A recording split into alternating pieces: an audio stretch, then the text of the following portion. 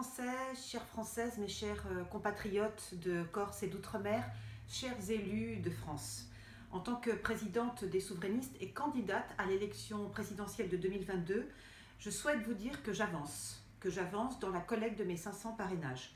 J'ai écrit aux 348 sénateurs, aux 577 députés, aux 13 présidents de région, aux 100 présidents des départements français, aux 100 présidents des associations départementales, aux maires des 100 plus grandes villes de France, de Corse et d'Outre-mer. J'ai écrit aussi à tous les présidents des groupes parlementaires. J'ai écrit aussi à M. Fabius, président du Conseil constitutionnel, pour lui demander que ses services enregistrent avec rigueur et diligence mes 500 parrainages.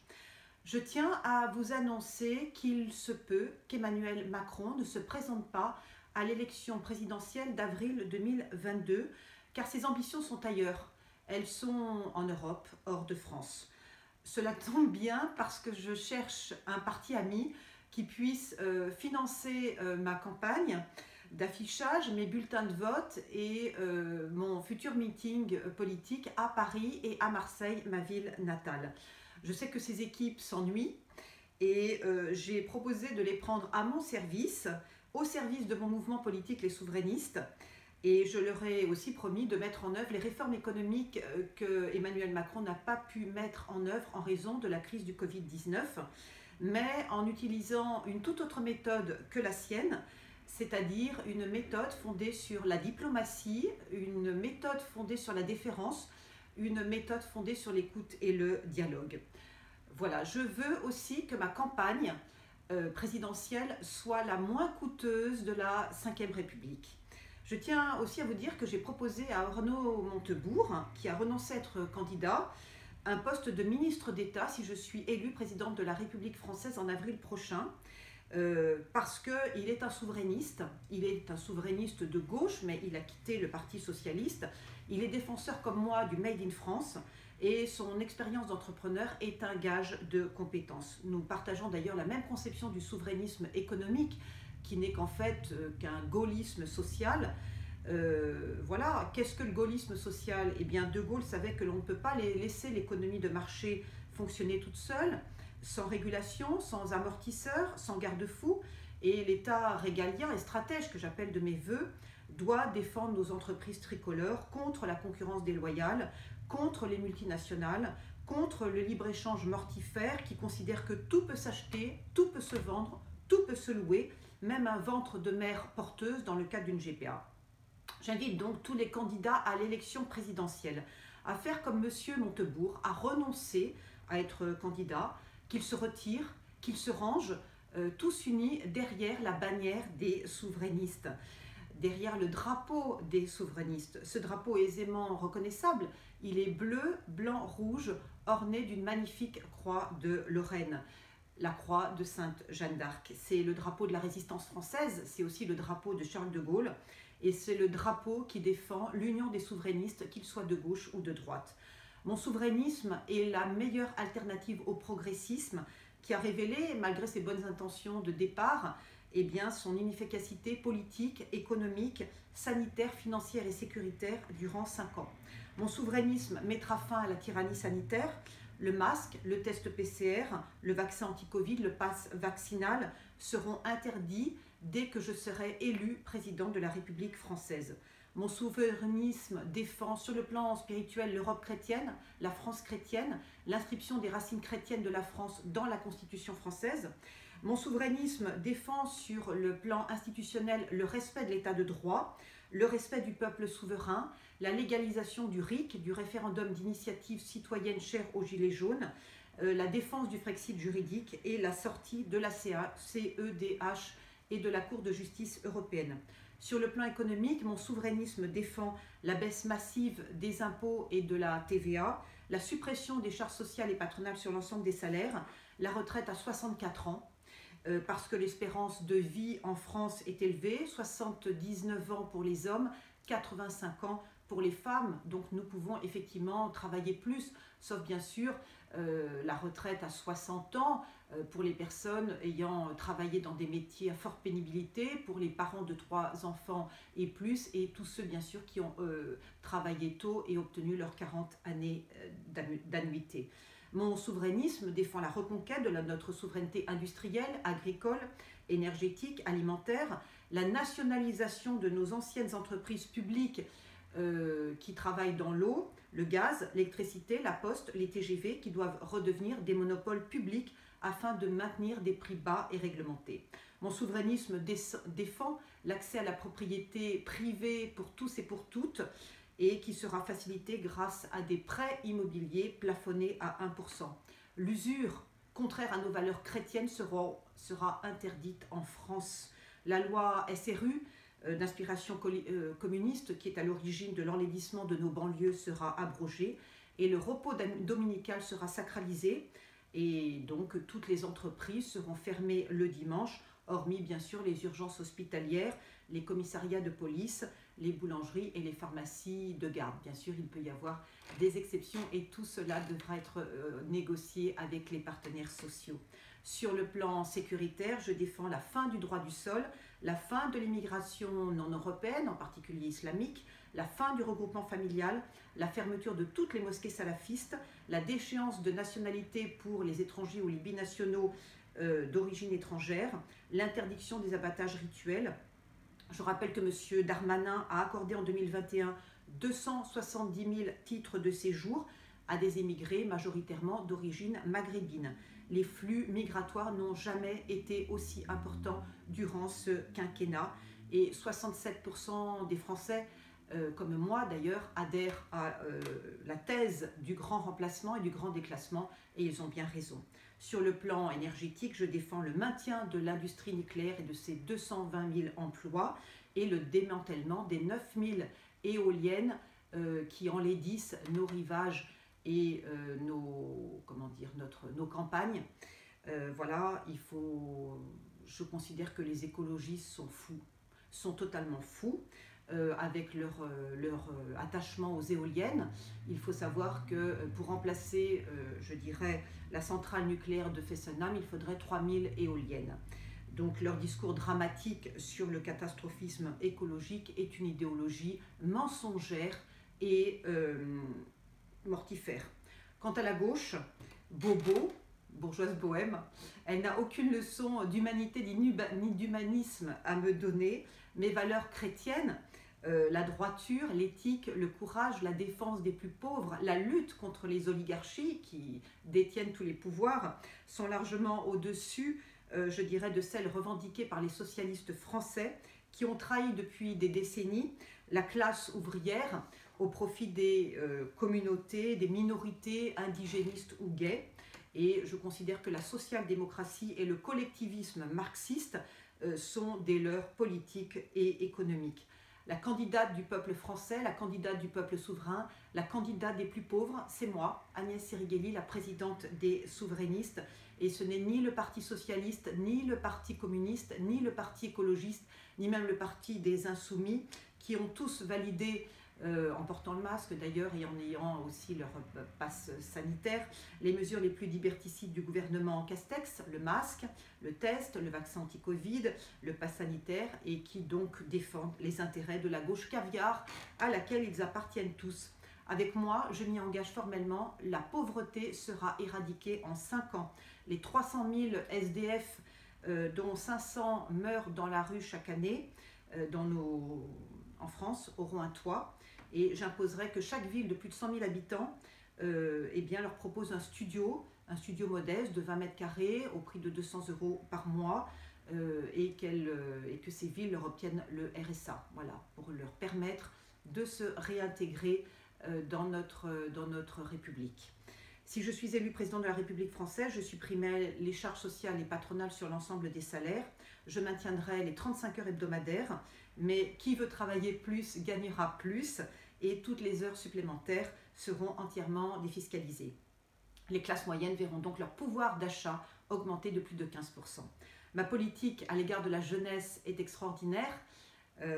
L'éducation deviendra la grande cause nationale de mon quinquennat et je souhaite redonner toutes ces lettres de noblesse à l'excellence scolaire. Je mettrai donc fin au protocole de discrimination positive, aux classes multiniveaux, à la méthode globale, à l'écriture inclusive et à l'éducation obligatoire à la sexualité qui est imposée aux écoliers.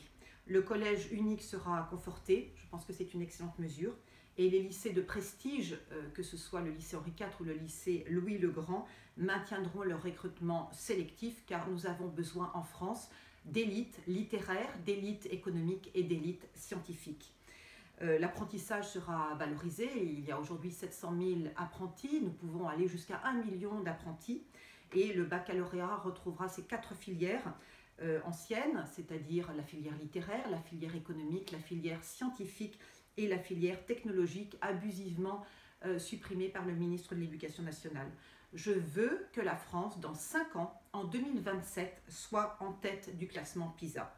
Je tiens aussi à rappeler que je suis la seule candidate à l'élection présidentielle à avoir une expérience professionnelle. J'ai été 1 an professeur de français dans un lycée catholique puis un lycée public et je sais donc de quoi je parle quand j'évoque la baisse abyssale du niveau scolaire et surtout la baisse abyssale du niveau orthographique. Mon futur ministre de l'Éducation nationale est choisi, il est agrégé et c'est un homme tout à fait remarquable. Et pour soutenir les étudiants, les plus vulnérables, les bourses seront aussi étendues aux plus méritants. Les loyers des logements étudiants seront plafonnés et je choisirai mon futur secrétaire d'État à la jeunesse, car je veux un secrétaire d'État à la jeunesse, parmi les 12 jeunes porte-parole qui se sont exprimés sur LCI mercredi 26 janvier lors du débat politique animé par Madame Elkrief. Et la seule chose que je demande à ce futur secrétaire d'État à la jeunesse, c'est qu'il soit chrétien et souverainiste. Ma politique familiale est volontariste, elle plaira, je pense, aux femmes, aux mères et même aux féministes. Le congé maternité sera étendu à 52 semaines comme au Danemark. Il sera plafonné, bien sûr, financièrement et en partie payé par l'État. Je veux que les mères puissent s'occuper sereinement de leur bébé et développer leurs compétences maternelles. Il n'y a aucune honte à être mère au foyer quand on a un bébé ou qu'on a plusieurs enfants à charge. Quant aux femmes salariées et fonctionnaires, je veux qu'à diplôme égal, qu'à âge égal, qu'à expérience égale, elles gagnent le même salaire que les hommes, ce qui me paraît parfaitement normal. La future ministre des droits des femmes, des enfants et des familles bénéficiera d'un budget doublé et ce ministère sera confié à une femme investie depuis des années dans la défense des droits des femmes et des droits des enfants. Je veux qu'il n'y ait plus un seul féminicide en France durant mon futur quinquennat et que les auteurs d'homicides, de crimes, de vols et de trafic soient sévèrement punis. Je pense qu'il faut 75 000 places de prison, il y en a aujourd'hui 62 000, donc nous pouvons effectivement en construire 15 000 durant le futur quinquennat. Sur le plan fiscal, il n'y aura plus que 3 impôts au lieu des 483 taxes, impôts et cotisations actuelles. Vous avez bien entendu, chers Français, il y a actuellement en France 483 taxes, impôts et cotisations. Donc je maintiendrai un impôt sur les sociétés à 15% sur les bénéfices, un impôt sur le revenu à 20%, une flat tax à 20% et une TVA généralisée à 5%, ainsi qu'un retour d'un quotient familial à 3 000 €.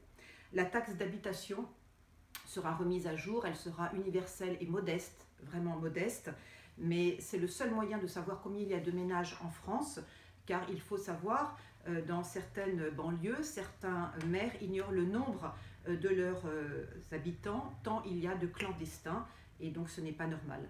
Sur le plan juridique, je veux réduire l'inflation législative, réglementaire et normative qui restreint l'initiative et amplifie la judiciarisation effrénée de la société française. Les pages des 75 codes actuels seront divisées par 2 en 5 ans et le code du travail, qui comporte 3000 pages, sera réduit à 120 pages. Le reste sera confié à la négociation en entreprise. Chers élus de France, il ne tient qu'à vous de mettre fin à cette tyrannie sanitaire qui martyrise depuis 2 ans le peuple français et de construire avec moi la France de demain. Je tiens à rappeler que je suis la seule candidate à être non vaccinée du Covid-19. Je suis la seule candidate à l'élection présidentielle qui n'est pas de passe sanitaire ni même de passe vaccinal. Je suis solidaire des 6 millions de non-vaccinés et des 10 millions de vaccinés qui n'ont pas fait leur 3e dose, à juste raison. Voilà, tant ce vaccin est risqué. Et bienvenue à eux dans la grande famille des résistants français. Tous les autres candidats qui se présentent à l'élection présidentielle se sont couchés devant M. Véran, dit M. Le Véreux, et ont validé sa politique de santé publique. Honte à eux. Quant à Mme Pécresse, qui veut confiner les 6 millions de non-vaccinés dont je suis, eh bien j'ai honte, en tant que souverainiste de droite, que les Républicains se soient choisis une telle candidate. Comment ose-t-elle prôner un régime discriminatoire en violation de notre belle devise républicaine fondée sur la liberté, l'égalité et la fraternité? Contrairement à moi, qui viens du secteur privé, du secteur des entreprises, je tiens à rappeler que la majorité des candidats sont énarques. Ils sont payés grassement depuis des décennies par l'État. Ils appartiennent à une caste qui ignore ce qu'est l'entreprise, ce qu'est le chômage, ce qu'est la précarité. La plupart sont athées ou francs-maçons. Ils méprisent l'Église de France et la communauté des catholiques dont je fais partie. Or, je tiens à le rappeler, la République française est laïque, mais la France est chrétienne depuis 2000 ans. Depuis la venue de Sainte Madeleine, l'apôtre des apôtres, sur la montagne de la Sainte-Baume, près de Marseille. Ceux qui nient les racines chrétiennes de la France sont des incultes, sont des hérétiques. Nos 100 000 édifices catholiques, nos 100 diocèses, nos 80 cathédrales gothiques, nos 43 millions de baptisés prouvent la puissance de la foi catholique en France. J'invite donc tous les candidats à renoncer à la candidature, à leur candidature à la présidentielle. Ils ne sont pas dignes de présider la France chrétienne, fille aînée de l'Église catholique. Je tiens à dire à la droite et à la gauche, vos partis sont moribonds, car vos partis sont gangrénés par la franc-maçonnerie, par le clientélisme, par le sionisme et par l'idéologie sanitaire. Vos candidats servent des oligarchies, des confréries, des clientèles et non le peuple souverain. Le peuple souverain, ce ne sont pas des administrés, ce ne sont pas des usagers, ce ne sont pas des consommateurs, ce ne sont pas des clients, ce ne sont pas des électeurs, ce ne sont pas des contribuables, ce sont des hommes et des femmes dignes et respectables. Je tiens à rappeler que Mme Pécresse est franc-maçonne. Elle a donc trahi son baptême catholique. Elle n'est pas digne de servir la France chrétienne, fille aînée de l'Église catholique. Je tiens à rappeler que Mme Hidalgo est athée, qu'elle se concentre donc sur l'organisation des Jeux Olympiques de 2024 et surtout sur la propreté de Paris, qui est devenue en quelques années la capitale la plus sale de toute l'Europe. Madame Le Pen a oublié qu'on rentre en famille au palais de l'Élysée et non en célibataire accompagné de son petit chat. Quant à M. Zemmour, sioniste d'origine algérienne, qui n'a pas une goutte de sang français dans les veines, son ambition secrète, comme celle de ses financeurs, est de détruire la France chrétienne, fille aînée de l'Église catholique. Sa religion, ses mœurs, sa polygamie, ses coutumes alimentaires, son inexpérience politique et économique le rendent inapte à la magistrature suprême. Il n'est qu'un agent de l'oligarchie sioniste qui veut faire de la France sa nouvelle Israël et de Paris sa nouvelle Jérusalem. La France ne veut pas du conflit israélo-palestinien sur son territoire et que Dieu protège notre France chrétienne des conflits communautaristes qui nous ruinent. J'invite donc les sympathisants de M. Zemmour à me rejoindre et à me soutenir, moi, la présidente des souverainistes. Chers élus de France, je compte sur votre engagement à mes côtés. Apportez-moi votre parrainage pour que je puisse me présenter à l'élection présidentielle et que la France sorte enfin de la tyrannie sanitaire, de l'invasion migratoire et du déclassement économique. Car la France est en grand danger de mort. Le zémourisme, qui n'est qu'un pétinisme décomplexé, est à nos portes. Merci de tout cœur. Vive la République, vive la France souveraine.